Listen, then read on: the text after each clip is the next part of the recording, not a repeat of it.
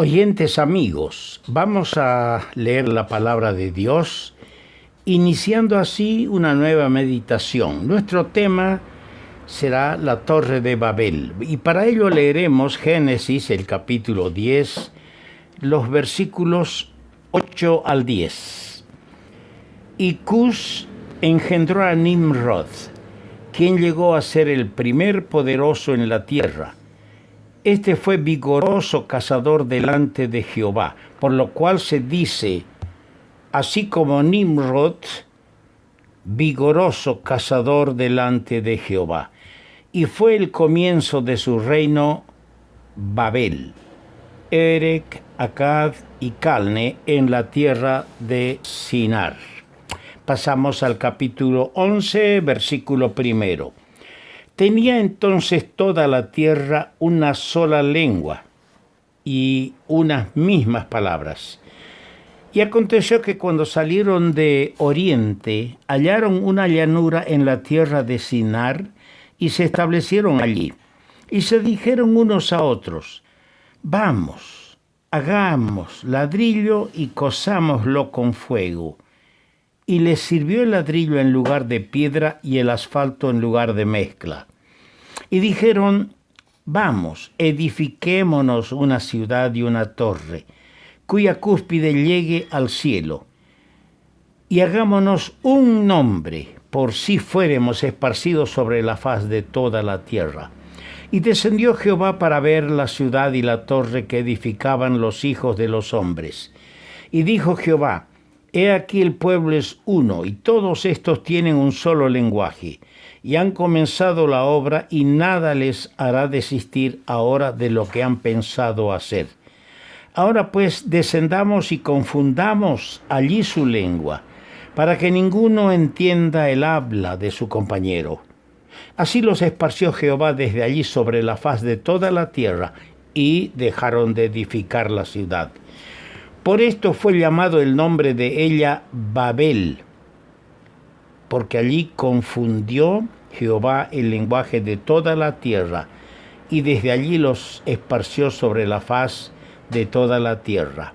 Babel, que viene de una palabra hebrea que significa confundir o confusión. Que nuestro bendito Señor añada su bendición a esta palabra que acabamos de leer y al comentario que vamos a hacer de ella a partir de ahora. Santiago, en su carta, en el capítulo 4, versículo 6, nos dice, pero Él, el Señor, da mayor gracia. Por esto dice, Dios resiste a los soberbios y da gracia a los humildes. Rescato de aquí, Dios resiste a los soberbios y da gracia a los humildes. Y no cabe duda que en la construcción de la Torre de Babel, el alimento que nutría ese esfuerzo de edificar la torre era la soberbia. Y los hombres eran soberbios en contra de Dios. Por eso he citado este pasaje, para que nosotros los que somos de Cristo no seamos soberbios, porque Dios va a resistirnos como resistió a estos soberbios que edificaban la Torre de Babel. Y Dios quiere darnos su gracia, esa maravillosa gracia que nos salvó, que nos perdonó, que nos acercó, nos introdujo a su familia. Esa gracia el Señor la va a dar a los hombres y mujeres humildes. La porción bíblica de hoy nos presenta la unión de las gentes, de los seres humanos, en un propósito definido, cuyos alcances perseguían la finalidad de erigir una ciudad, levantar una torre cuya cúspide llegara al cielo y hacerse un nombre. Por supuesto, Dios estaba excluido de sus planes y por otra parte se apoyaban en sus esfuerzos y confiaban en sí mismos para desbaratar los planes de Dios. Hago un paréntesis y pregunto, ¿acaso no es esa la actitud permanente de las naciones, de los pueblos? Oponerse a los propósitos de Dios, oponerse a los planes de Dios. Pero Dios no va a permitir que esto triunfe. En medio camino todo se va a obstruir, porque Dios hará primar sus propósitos eternos y los cumplirá, así como en la vida individual de un redimido.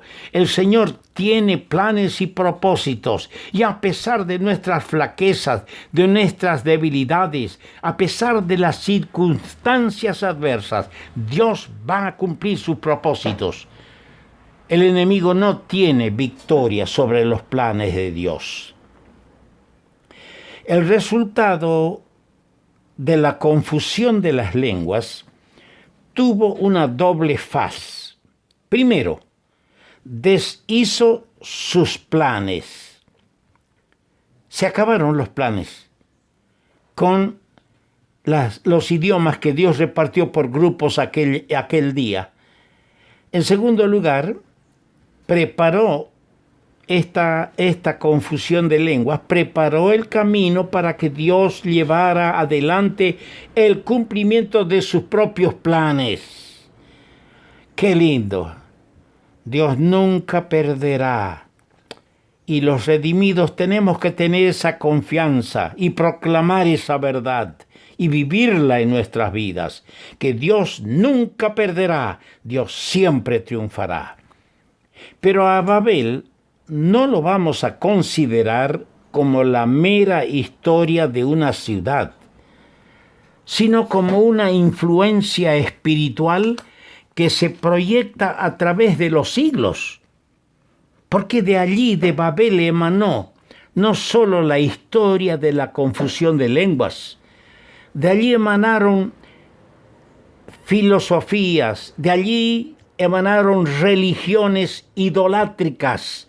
De allí se proliferó la idolatría, el adorar a los ídolos, el adorar a la creación, el espiritismo, todas las cosas ocultas y siniestras. Se generó, se gestó allí y empezó a ampliarse y recorrió los siglos, siempre en contra de la verdad, siempre en constante enemistad con Dios, siempre confabulándose por la instigación satánica para oponerse a los propósitos de Dios, pero fracasando una y otra vez hasta su final destrucción. Sí, esto ocurrirá, tendrá su final destrucción, y para ellos nosotros tenemos que leer Apocalipsis capítulo 18, desde el versículo 15, los mercaderes de estas cosas que se han enriquecido a costa de ella, es decir, de Babilonia, se pararán lejos por el temor de su tormento, llorando y lamentando y diciendo: ¡ay, ay de la gran ciudad que estaba vestida de lino fino, de púrpura y de escarlata, y estaba adornada de oro, de piedras preciosas y de perlas! Porque en una hora han sido consumidas tantas riquezas, y todo piloto, es decir, capitán de nave, y todos los que viajan en naves, y marineros, y todos los que trabajan en el mar, se pararon lejos, viendo el humo de su incendio, dieron voces diciendo: ¿qué ciudad era semejante a esta gran ciudad? Y vuelvo 2 hojas atrás en mi Biblia y llego al capítulo 14 y leo el versículo 8. Otro ángel le siguió diciendo: ha caído Babilonia, la gran ciudad, porque ha hecho beber a todas las naciones del vino del furor de su fornicación. ¿Qué cosa? Este sistema, el historial, la influencia espiritual que ejerció, todo lo malo que se generó en Babel, en Babilonia, ha seguido corriendo por los siglos y ha seguido haciendo daño. Pero llegará el momento de su final, como hemos leído en el capítulo 18 de Apocalipsis. En cambio, resplandece al final de todas las dispensaciones con un brillo de gloria, la ciudad celestial. En el capítulo 21 de Apocalipsis, la ciudad celestial, el plan divino en su perfecta realización. Yo quiero que, para entender más adelante un poquito mejor, desmenuzar el tema de la Torre de Babel, desmenuzar, tratar de bosquejarlo. En el versículo primero tenemos un mismo lenguaje. Hasta aquí los hombres hablaban un solo idioma. No había idioma que los separe, porque a veces, aunque hoy por la tecnología se hace más fácil la amistad y entenderse, aunque el idioma sea distinto, pero siempre el idioma ha sido una barrera. Hasta aquel día todos tenían un mismo lenguaje, pero más, tenían un mismo pensamiento, porque dice, y se dijeron unos a otros. No era la sugerencia de uno, todos tenían un mismo pensamiento. Se dijeron unos a otros. Eso revela un mismo pensamiento, un mismo sentir. Pero ¿sabe una cosa? Dios no estaba en ese sentir. Dios no estaba en sus pensamientos. En tercer lugar, tenemos una misma acción. ¿Cuál era la acción? Hagamos, edifiquemos. Había entre ellos unidad de criterio. Muy a menudo hoy en un país difícil encontrar unidad de criterio. En una comunidad, en una ciudad, en una aldea, no hay unidad de criterio. Y a veces ese espíritu de no haber unidad de criterio que se ha trasladado al ámbito de la Iglesia de Jesucristo. No hay ese criterio de unidad de obedecer la palabra de Dios. Allí, en Babel, era lo que primaba, una misma acción. Tenían unidad de criterio. Pero hay otra cosa, un cuarto pensamiento, una ciudad y una torre, dice el verso 4. Edifiquémonos una ciudad y una torre. El propósito de la torre era alcanzar el cielo por medio de sus obras. Ese era el propósito de la ciudad y de la torre. No separarse, no desparramarse. Pero dice un hombre. En quinto lugar tenemos en el mismo verso 4, hagámonos un nombre. El orgullo de estos hombres era sin duda un desafío a Dios, en no querer ser esparcidos por la tierra. El Señor había dicho a Noé y sus hijos, llenad la tierra, en el capítulo 9, versículo 1 de este libro de Génesis, pero ellos no querían. En sexto lugar, en el versículo 7 dice, y dijo, ahora pues descendamos y confundamos allí su lengua. Ahí tenemos una confusión en el lenguaje. Qué distinto es esto al día de Pentecostés. ¿Recuerdan ustedes, los que han leído Hechos, el capítulo 2? Cuando se constituyó la iglesia no con ladrillo, sino con piedras vivas. La unión entre esas piedras vivas no era el asfalto, era el Espíritu Santo, que vino como lenguas de fuego del cielo. Cuando se constituyó la iglesia con piedras vivas, todos entendían el mensaje de salvación en su propio idioma. No había confusión. En el versículo 8, así los esparció desde allí sobre la faz de toda la tierra y dejaron de edificar la ciudad. Vemos la paralización en la obra.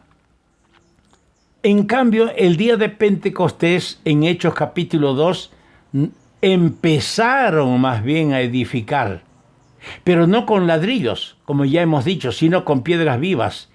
El enemigo intentó paralizar la obra, silenciando a los apóstoles, encarcelando a los apóstoles. El diablo quiso hacer lo que el Señor hizo, paralizar la obra de los orgullosos hombres en Babel. Y el diablo quiso hacer ahora, el día de Pentecostés en adelante y hasta el día de hoy, silenciar, hacer fracasar, paralizar la obra de Dios. Pero no va a lograr. A veces pensamos que nosotros somos seres indispensables en la obra. A veces pensamos que la muerte de un gran siervo de Dios va a poner fin o paralizar la obra. No. La obra es de Dios y lo que es de Dios no se paraliza, sigue adelante.